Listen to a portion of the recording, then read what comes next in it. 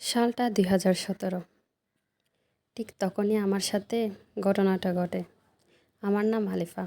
আমি এক সন্তানের জননী। এই আমাদের বিয়ের 4 বছর হলো। আমার বরাবর সরকারি মেডিকেলের পশু ডাক্তার। আমি তাকে মজার ছলে গরুর ডাক্তার বলে থাকি। কাজের সুবাদে তার বিভিন্ন জায়গায় বদলি হয়, কখনো অজপাড়াগাঁয়ে কিংবা শহরে, কিংবা কখনো মফস্বলে। ঠিক তেমনি তার এবারে বদলি হয়েছিল একটা গ্রামে। ওনার আবার বদলি হলো বড় ডাকিয়াতে। উনি আবার যেখানে বদলি হয় আমাকেই সেখানে নিয়ে যায়। এখানে হাসপাতাল থেকে আমাদেরকে একটা কোয়ার্টার দেওয়া হলো, 2 রুমের একটা কিচেন। আবার আমাদের কোয়ার্টারটাও ছিল এক কোণে, তার পিছনে দিঘি, তার পিছনে একটা ছিল কবরস্থান। গ্রাম হওয়াতে একটু নিরিবিলি ছিল, কিন্তু পরিবেশটা সুন্দর ছিল বলে আমার ভালোই লাগতো। ওখানে তেমন কোনো পরিবার ছিল না, আমরা সহ মোট 3টা পরিবার, কিন্তু কারোর সাথে কারো তেমন কোনো ঘনিষ্ঠতা নেই। আমার বর 9টায় বের হতো, বিকেল 5টার দিকে আসতো।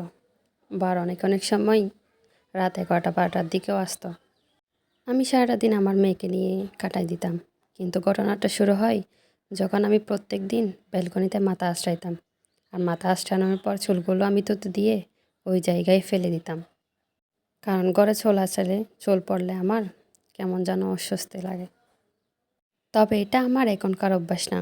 ঠিক আমি ছোটোবেলা থেকে আমি এভাবেই করে আসতেছি। ব্যালকনিতে চুল আশ্রাইতাম, আর চুলগুলো আমি তুতো দিয়ে নিচে ফেলে দিতাম। আমার চুলগুলো কিন্তু আবার অত বেশি সুন্দর তাও না, খুব বেশি লম্বাও না। কিন্তু ওখানে যাওয়ার পর আমার রাতে ঘুমালে প্রত্যেক দিন মনে হতো কি আমার চুল ধরে টানছে। প্রথম আমি একটু পেকিয়ালি করলাম। আমি মনে করলাম আমার মেয়ে হয়তো হাতে লাগছে, টানছে, কিংবা আবার মনে করতাম হয়তো আমার হাজব্যান্ড এভাবে টানতেছে। কিন্তু চোখ খুলে দেখতাম তিনি গভীর করে ঘুমাচ্ছে। তখন আমার বিষয়টা একটু খটকা লাগলো, আমি ভয় পেতে লাগলাম। আমি আমার হাজব্যান্ডের সাথেও শেয়ার করলাম। তিনি বলল, ধরো এগুলো তোমার মনের বল, এসব কিছুই না। তিনিও বিষয়টা এড়িয়ে চলতে লাগলো। কিন্তু কিছুদিন যাওয়ার পর আমার মেজাজ অনেক বেশি খিটখিটে হয়ে গেল। আমি আমার বাচ্চাকে অনেক বেশি মারতাম, নিজের চুলগুলো নিজে খেয়ে ফেলতাম। আমার হাজব্যান্ডের সাথে সারাদিন ঝগড়া করতাম। আমি ওনার কাছে ডিভোর্স চাইলাম। এভাবে আমাদের মাঝখানে সমস্যাটা আরও বেশি বেড়ে গেল।